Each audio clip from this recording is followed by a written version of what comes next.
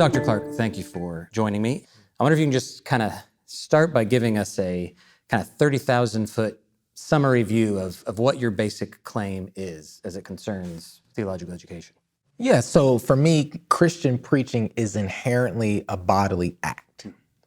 Preachers bring their God-given bodies into the act of proclamation. The Spirit works in and through the particularity of preachers, and the gospel itself is an announcement of the scandalous particularity of the resurrected body of Jesus. And so for me, preaching cannot be disconnected from the bodies and from the body of Christ, which is called which enacts or embodies the message of the resurrected Lord. For me, in terms of theological education, of teaching preaching, the formation of preachers has historically, I think, not attended to a holistic perspective when it comes to the body. And so certain aspects of the body have been overlooked or underemphasized. And this has contributed to different manifestations of violence. Words of scripture have been weaponized against the bodies of women. Gnostic sermonizing has emphasized the hereafter at the expense of the here now. We've seen the divorce of a person's character and a person's charisma. So people have a platform that their character can't actually sustain. And I think for me, all of that is tied to a failure to have a holistic understanding of the formation of preachers in theological education. So part of what I'm calling for is a more full-bodied approach to the formation of preachers. As you're thinking, maybe just along those lines, because some of what you're saying makes me think teaching preaching is a certain kind of task that's slightly different than teaching other domains. Right. So are there certain things, if you imagine someone listening to you say, well, I don't teach preaching.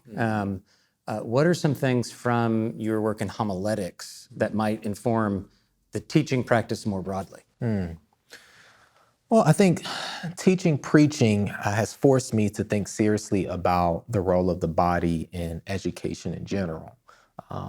My own body, the students' bodies, as well as the bodies that the knowledge that they learn through our learning experience, how the bodies that the bodies of the people that they serve will be impacted as a result of what they learn. It's also forced me to think about diversifying the range of voices and conversation partners that I'm engaging students with in class. And so oftentimes what's happened in theological education is the white male body, white Western male body has been uplifted as the ideal body that we should imitate, assimilate into, and that obscures the rich diversity and the wealth of wisdom that the church has been gifted with. And so for me, attending to the bodies and all of their scandalous particularities, especially obviously in terms of the gospel, the body of Jesus, but thinking about the gift of the particularity that different people have in their body experience, for me is important with theological education. Some of the work you do is say, I'm going to look historically at some of these well-known preachers, doctors of the church. You've got the Augustines, is it Ambrose and St. Francis.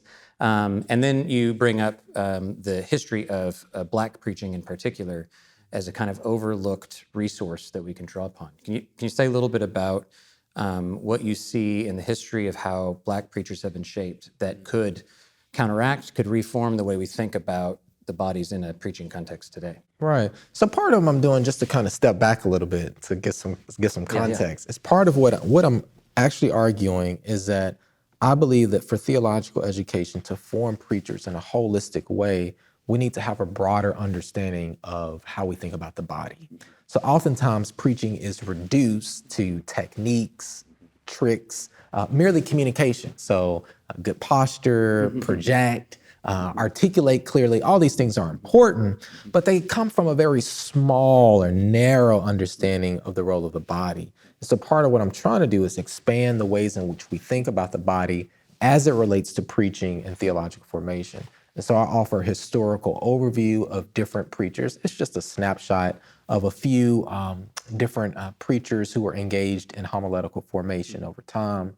And I'm trying to look at how, in the midst of all of their limitations, and they're embedded in many ways in colonial violence and gendered violence and things like that, I'm trying to see how they offer a snapshot of homiletical formation that can expand at least contemporary understandings of what we are engaged in when it comes to the formation of preachers. So Augustine, I look at the Doctrina Christiana on Christian teaching and the ways in which he's concerned with the moral formation, the character formation of the preacher. He argues that the preacher must become an eloquent or living sermon.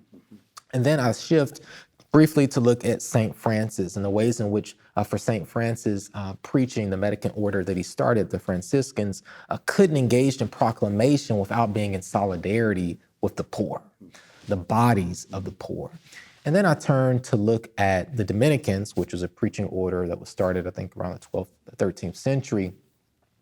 And specifically, I focus on a group of Dominicans in Hispaniola, or present-day Dominican Republic in Haiti.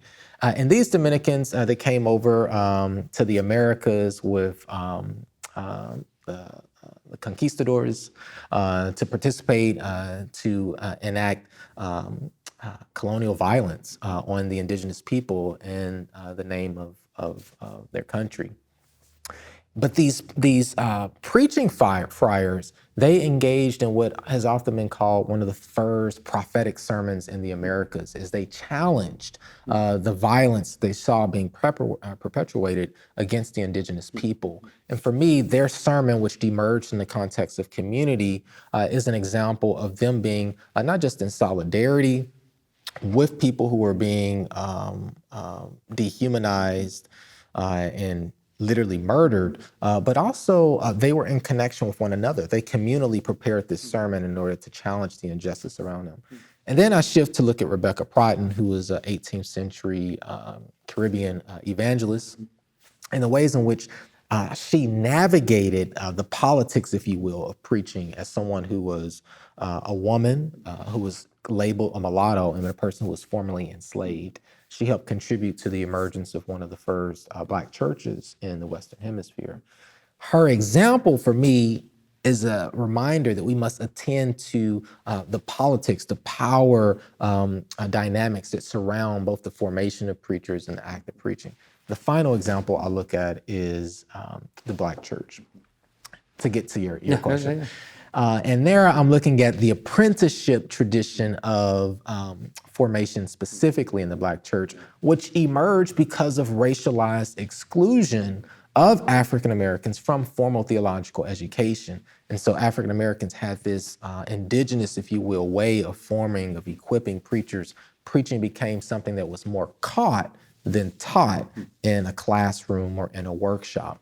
And that continues today, that tradition, in various ways. Well, it strikes me too that, my background in preaching was, I was given, it was because I'm a church planner. And so it's kind of like, whoever's up, Yeah, right. you're up. And so I learned, I did very poorly at first, but it's because I was observing others, and it was a sort of apprenticeship model, not intentionally, but and I look back and I go, even that same church that I helped plant, and now it's 25 years later, it's more an established church. I don't think they'd ever give a person like me the pulpit, because now there's a certain sort of level of expectation that doesn't allow for that kind of apprenticeship experience. And at a seminary level, we're trying to replicate that in a kind of artificial setting sometimes. So I wonder if you can say a little bit about how you manage creating a classroom that allows students to get some of that experience just on the ground, like maybe even just I'm speaking in front of people, in a way that reflects real-world conditions out there that they're going to encounter, whether it's a particular community or time or place. Right. So oftentimes preaching is approached in a way that's very teacher-centered. So let me communicate information to you that will help you scriptural exegesis, sermon design, sermon delivery. Kind of three major foundational components often that are incorporated into the teaching of preaching. So there's learner-centered, learning-centered, and then I advocate for what I'm call a community-centered approach to teaching preaching. And I think this approach does help both the teacher and the student to really take seriously the communities to which they're called. And it works well in an online class because students are actually invited to preach a sermon in their community of choice, whether that's via Zoom with 5 folks that they've gathered together in their area or outside of their community, or if they're preaching actually on a Wednesday night to their small group or on a Sunday morning at the church that they worship at. That provides an opportunity for them to attend specifically to the context in which they're called, to not just exegete scripture, but also to exegete this community that has been entrusted to their care as they preach the gospel. And I think that provides a unique opportunity for preaching education to be, for the teacher's role in preaching formation to be decentered, I think, in some very helpful and important ways. Yeah. Yeah, I also found fascinating or just kind of like, oh, that's a good idea of best practices. You encourage students to, I'm not sure if this is the right language, but kind of reflect on the awareness of their bodies in the preaching act. I wonder if you can share a bit about like how do students respond to that, and when you ask them to do that, are you asking more like how are you sensing yourself as you preach? So my mouth is dry or my heart is beating, or is it more reflect on the particularities of your body and what your body does and doesn't represent in relationship to these other bodies? Or maybe it's both, I don't know. So I wonder if you just say a little bit about what you're asking them to do, and then what are some of the responses you get around from them? Good question. Well, yeah, just to clarify, there are different layers, different ways in which I ask the students to attend to their body, and I seek to do that myself as a fellow learner, even as a person who's facilitating the learning community. So I start off the class, like all classes here at Fuller, inviting the students to reflect on the experience that they've had as a listener to sermons or as a preacher of sermons. And then they also reflect on just some basic understandings of their background, their context of ministry, to get them being attuned to what they're bringing into the class. They're not coming to the class as a blank slate. They bring wisdom, they bring experiences, and those experiences, whatever they are, will shape the way that they engage in learning and in preaching. And then a little bit later in the class, we actually do a section in an introductory course that focuses specifically on the role of the body in preaching. And that section goes a little bit deeper in looking at and inviting the students to attend to the particularity of their body and how that might shape the way in which they engage in preaching, how they might be perceived, how might they see themselves as they engage in preaching. I also invite them after each sermon to reflect on what did they experience in their body during that sermon. So actually a question that came to me from a student in one of my class, and I really liked the question so much that I included it as part of our self-evaluation for the sermons, for students to reflect after their sermons, what was going on in my body during that? And it's actually my first quarter experimenting with the question, but I've enjoyed listening and reading, listening to in our live class, but also reading the evaluation that students write after reflecting on those questions. They seem to be open to it. I think for some of them it's a little weird because even though preaching is such a visceral and inescapably bodily act, in some ways, people can actually dismiss or not be attentive to what's happening in their body in the act of preaching. So it's, and I'm guilty of that as well. So it's trying to be attentive to what's happening in our bodies as we're engaged in preaching is important. Well, I mean, it's part of how we've thought of designing this project is because not just in preaching, but in all these areas of theological education, we tend to not ask people to think about that or to reflect on it of what is going on in your body when you do this. I mean, we're dealing with profound, deep reality. Our bodies should probably be involved in that, right? Right. And the vulnerability of preaching, right? Yes. I mean, as you're engaged in something like preaching, your body is being seen. Maybe you're on a stage, elevated. Maybe your voice is being projected loudly to other people. I mean, there's so much power that comes into that. I was just listening to one of our guest presenters I had in the class, guest lecturer actually in the class, and she was talking about that, talking about the power that's embedded in doing that over time. And it made me reflect on my own experience, even in a small church as a pastor, when you preach week in and week out, to a group of 15 or 20 or 50 or even 100 people, whatever it is, that shapes something about you, your sense of self, and being attentive to your body in that, I think, is important, unless you begin to abuse the power that you have with your particular body. So trying to attend to even something like that can be helpful in preaching in ways that are liberatory. And it seems like some of what you do as well is to then have students think about then the different kinds of metaphors they're using to think about preaching, and diversifying the metaphors in addition to the sources. And I wonder if that connects to this question of power, because it's a kind of scary moment, I think, maybe for younger preachers, for anybody, where you always aspire to go like, I want to preach a really effective, powerful sermon. I want it to matter.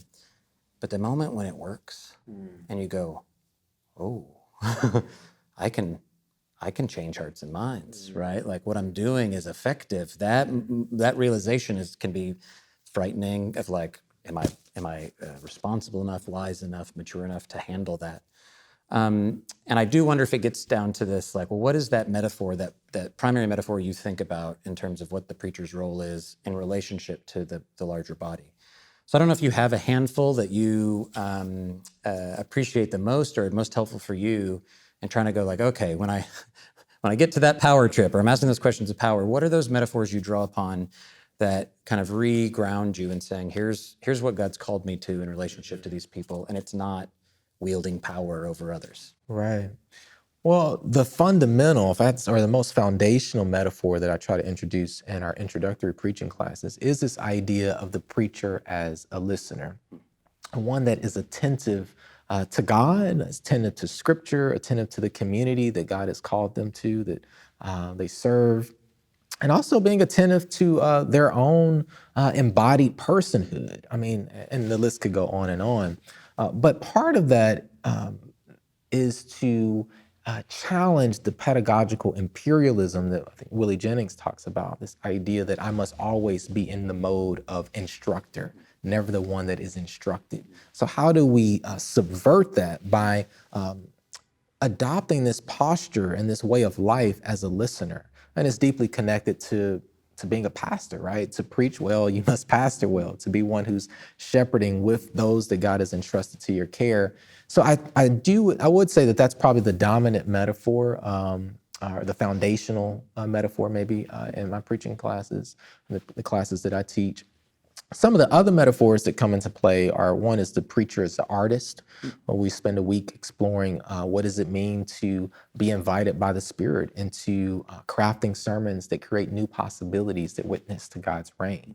And then another metaphor that we talk about is the preacher as a witness, one who's bearing witness to God's reign, both in a prophetic way, but also in a pastoral way. And how can we integrate those in healthy ways that fit our identity, but also call in our context? So I introduced those three metaphors: the preacher as a listener, the preacher as an artist, and the preacher as a witness. But I also invite students to consider, at this point of your journey, what would you say is the metaphor that might best capture your actual or aspirational preaching voice, to really create space for them to begin to reflect on their journey and how they might envision themselves participating in the ministry of preaching? Part of how I understood preaching when I was raised in it or taught in it, it's like the lone individual, goes into his study and by himself exegetes Scripture. So this connects not just to our homiletics classes, but how we teach exegesis, biblical studies, rightly divines the Word of God, receives the message, crafts a perfect sermon for, then he returns as if Moses from the mountaintop, I have a message to deliver to you, the people, right? And then they receive it and they're thankful, hopefully, that their lives have been changed. That whole model is like, I think unhelpful in terms of doing what you're saying, whether it's listening, whether it's unmasking the different norms there. So what do you make of that? Do you think when we're talking about bodies, if we say this norm is the norm an embodied norm that we're all dealing with? Or is the norm itself actually this kind of illusion that doesn't even itself have a body? So that, for example, a person with a white male body would differentially be impacted, but still would have to struggle with that lack of embodiedness if he is trying to be judged by that same norm. Do you hear that question in there? I think so. I mean, I would say that, yes, in some ways, the idea of a white male body, I mean, one, there's no singular, I mean, there's so much diversity even within that framing. But I think, two, even though it might be a disembodied, so to speak, norm, it's embodied in that it has enacted real flesh and blood consequences on particular communities. So I wouldn't want to call it disembodied in its entirety, because I think that would overlook the ways in which it has had material consequences for generations. I absolutely agree with what you're saying in terms of how limiting it is to think about the preparation of a sermon as emerging from this pastor being sequestered in their office with their commentaries and their Bible, preparing a message for the people, and then going to proclaim whatever that they've divined, in their study. I think a more holistic and communal way to think about this process, and many folks are engaged in this work, is one, thinking about the ways in which the preacher is sent to the scriptures on behalf of the community. Tom Long talks about this in his book, The Witness of Preaching. So if the preacher is sent to the scriptures on behalf of their community, they're actually studying with them. But then I think you could take it a step further, along with engaging the communion of saints, so to speak, through engaging the wisdom and commentaries of present and past. I think inviting people in one's community into the sermon preparation process can be a way to take seriously the fact that the Spirit is at work in the people of God. And so whether that takes place in the context of a small group, kind of a pre-sermon small group leading up to a Sunday morning, or through a weekly conversation that a pastor or ministry leader has with a fellow preacher friend where they talk through the text. Or I've had students in a class have their children do a dramatic interpretation of the passage, which often is yielded to fresh insights on the scripture before they preach it for a class. So I think there's many different possibilities to expand our imagination about communal exegesis of the text, so that we avail ourselves of the rich insight, perspective, and knowledge that the Spirit has gifted the church with. What would you say is it doesn't have to be one, maybe there's a handful of primary gains if we shift to do what you're suggesting in terms of preaching and embodiedness? What do you see as some of the primary gains, the wins for theological education if we move in this direction? Yeah, it's a good question. And I have to say, I mean, I am fairly new as a theological educator. I mean, I am finishing up my first year of teaching as a faculty member. I've been involved. Congratulations, well done. You made it. Yeah. So I've been involved in forming, preachers, coaching preachers and stuff for, 10 years plus in ecclesial context. Yeah. But I'm really in this exploratory, phase and learning and really gleaning from the insight and the wisdom and perspective of others. That said, at this point, what do I see as some of the gains for theological education through recovering a more holistic understanding of the role of the body? I mean, I think one, it can be an opportunity to take seriously the wealth of wisdom that students bring into classrooms, online, hybrid, in person. So if we take seriously the body, that means we must listen to students and be able to learn from and attend to the unique experiences, the unique opportunities, the suffering that has shaped their narrative up to this point, and the ways in which that will affect how they engage in learning. And how should we adapt our own approaches to learning in light of what they bring into the classroom? So I think, and then a second thing I would say that might be a gain for theological education and attending to the body in more holistic ways would be, it could potentially help us to unmask, to use a phrase from a recent book, unmask the ways in which whiteness affects theological education. So if we're going to name the particularities of our bodies as teachers, and then the bodies of the students and the bodies of the communities that we're called to serve, it forces us to pay attention to the ways in which white European hegemony has shaped the ideal image of the student. And so this book, Unmasking Whiteness, it just came out, Unmasking White Preaching, rather, just came out, I think is a really important step in helping us to name the ways in which white European homiletics has been universalized as the norm. And so the good preacher is to assimilate into this particular image. Taking the body seriously helps us to name that history in the ways that bears upon our present. And then it points us towards a path, I think, as we imagine a new future that's honoring the wisdom and the insight of minoritized bodies and perspectives. Love the conversation, love the insights. Looking forward to the final article in print, and really appreciative of you sitting down and chatting with me about it. Thanks so much. Thanks for the opportunity.